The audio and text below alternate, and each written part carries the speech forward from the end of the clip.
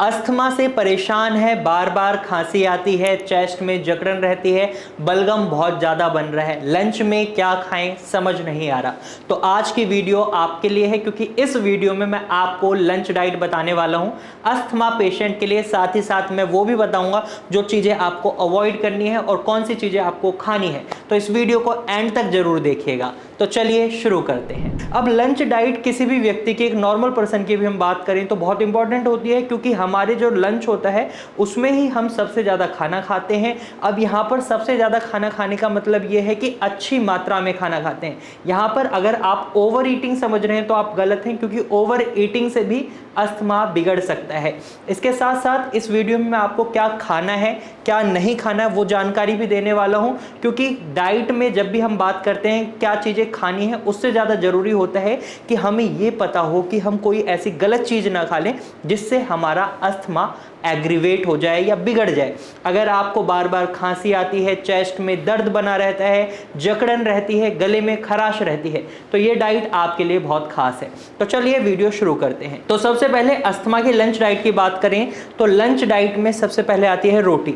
तो रोटी आपको मैदा की नहीं खानी है।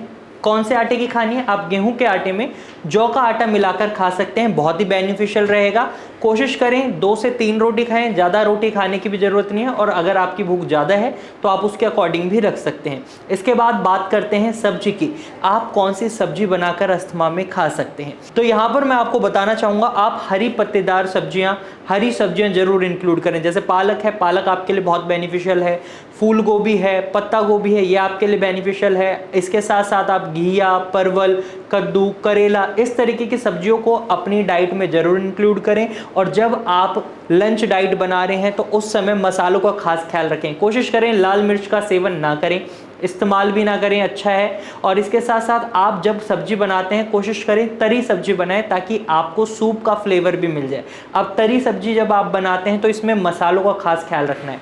आप अजवाइन डाल सकते हैं, आप लौंग डाल सकते हैं, काली मिर्च डाल सकते हैं, हल्दी पाउडर डालना है आपको, और इस तरीके से आप इनमें से 2-3 पाउडर डाल सकते हैं, जीरा डाल सकते हैं। ये आपकी इम्यूनिटी को बढ़ाने में मदद करते हैं। साथ ही साथ जो आपके एयरवेज में स्पेस कम हो रहा है, म्यूकस का फॉर्मेशन हो रहा है, उसे कम करने में मदद करते हैं, जिससे आप अपने अस्थमा को ट्रिगर होने से बचा सकते हैं। तो ये सब्जियां होगी जिन्हें आप अपनी लंच की थाली में इंक्लूड कर सकते हैं। अब बात करते हैं दाल की, क्योंकि जब सब्जी खाते हैं तो उसके साथ दाल होना भी बहुत ज़रूरी होता है।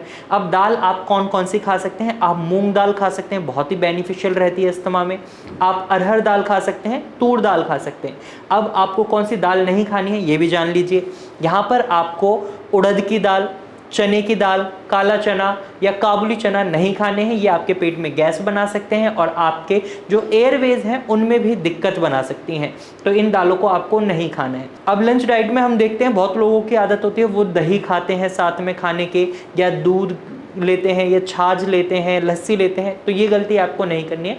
ना तो आपको दही लेनी है, ना दूध लेना है, ना छाछ लेनी है, और ना ही लस्सी लेनी है, क्योंकि ये आपके अस्थमा को बिगाड़ सकता है। और इसी तरीके से कई लोग जूस पीना भी पसंद करते हैं, फल फ्रूट खाना भी पसंद करते हैं। तो आप कोशिश करें आप वही फल खाएं जिनका शेक बनाया जाता है। अब शेक बनाने में आपका बनाना शेक और मैंगो शेक आ जाता है, तो ये एक्सेप्शनल केसेस हैं, क्योंकि बनाना जब आप खाते हैं तो इससे आपका म्यूकस का फॉर्मेशन बढ़ता है, और मैंगो खट्टा होता है, यानी खट्टे फल अस्थमा पेशेंट को खाने के लिए मना करा जाता है, क्योंकि उससे उनके एयरवेज में एलर्जन ज़्यादा अटैक करते हैं और इरिटेशन होती है, इसलिए खट्टे फल खाने के लिए मना करा जाता है। और इसी तरीके से जिन भी फलों का जूस बनाया जाता है, जैसे मौसमी है, संतरा है, नींबू है, इस तरीके के फलों को आपको नहीं इंक्लूड करना है। इसमें एप्पल एक्सेप्शनल केस होता है, आप एप्पल खा सकते हैं। इस तरीके से आप अपने फलों को भी अपनी डाइट में इंक्लूड कर सकते हैं। अब आपकी लंच डाइट में हमने बात कर ली है रोटी की, सब्जी की, दाल की। अब मेन फैक्टर आता है चावल का। क्या चावल खा सकते हैं अस्थमा रोगी? नहीं, आपको चावल नहीं खाने। खासकर जो नए चावल होते हैं वो आपको बिल्कुल नहीं खाने। थोड़ी बहुत मात्रा में अगर आप खाना चाहते हैं तो पुराने चावल खा सकते हैं। इसके साथ साथ अब लंच में जनरली हम स्वीट खाना पसंद करते हैं आफ्टर लंच। तो क्या अस्थमा पेशेंट स्वीट खा सकते हैं? नहीं, आप नहीं खा सकते। अगर आपका मन है गुलाब जामुन खाने का, मिल्क केक खाने का, इस तरीके की मिठाई नहीं खा सकते। हाँ, आप अपने टेस्ट को बनाए रखने के लिए गुड़ खा सकते हैं, सीमित मात्रा में कोशिश करें। अगर गुड़ भी 6 महीने पुराना हो, 1 साल पुराना हो तो बहुत अच्छा है, क्योंकि ये आपके म्यूकस फॉर्मेशन को रोकने में मदद करता है। जो बलगम आपके लंग्स में बन चुका है उसको बाहर निकालने में मदद करता है, जो आपका अस्थमा ठीक करने में भी मदद करेगी और साथ ही साथ आपके अस्थमा को बढ़ने तो बिल्कुल नहीं देगी। तो इस डाइट को आप फॉलो कर सकते हैं अस्थमा से ठीक होने के लिए। और यहाँ पर एक बात बहुत जरूरी हो जाती है, जब भी आप अस्थमा को फेस कर रहे हैं या किसी भी क्रॉनिक बीमारी को फेस कर रहे हैं, यहाँ पर आप इन चीज़ों से अपनी बीमारी को मैनेज कर सकते हैं, ठीक नहीं कर सकते। इसके लिए आपको एक प्रॉपर ट्रीटमेंट रिक्वायर्ड होता है। आप भारत होम्योपैथी की डॉक्टर की टीम से भी ट्रीटमेंट ले सकते हैं, क्योंकि यहाँ पर कस्टमाइज्ड ट्रीटमेंट दिया जा रहा है। यहाँ पर पेशेंट के रूट कॉज, उनके बिहेवियर, उनके शरीर में जो लक्षण दिखाई दे रहे हैं उसको देखते हुए मेडिसिन प्रिस्क्राइब करी जाती हैं, जिसकी वजह से रिजल्ट्स काफ़ी अच्छे रहते हैं। आप हमारे अस्थमा पेशेंट्स के टेस्टिमोनियल भी देख सकते हैं, डिस्क्रिप्शन एरिया में आपको टेस्टिमोनियल्स का लिंक मिल जाएगा।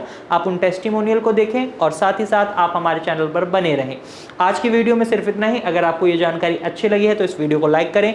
साथ ही ऐसे ही इंफॉर्मेशनल वीडियोस और देखना चाहते हैं तो आप हमारे चैनल को अभी सब्सक्राइब करें। और इसके बाद भी आपके मन में कोई सवाल है या आप हमें कोई सजेशन देना चाहते हैं तो कमेंट के थ्रू आप अपना सवाल हमसे पूछ सकते हैं, अपना सजेशन हमें बता सकते हैं। Thank you for watching.